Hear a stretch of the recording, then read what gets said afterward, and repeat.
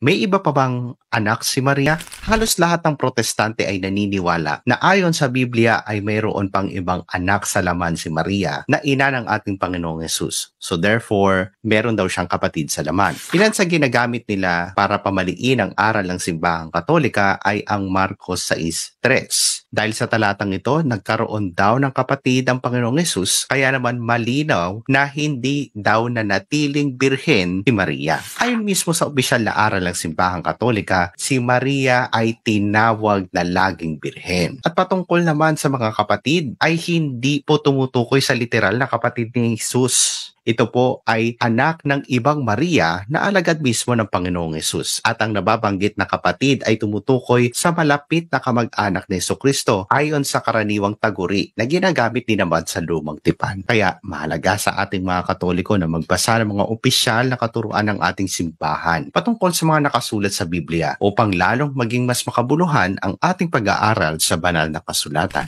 Ingatan nawa tayong parati ng Panginoon.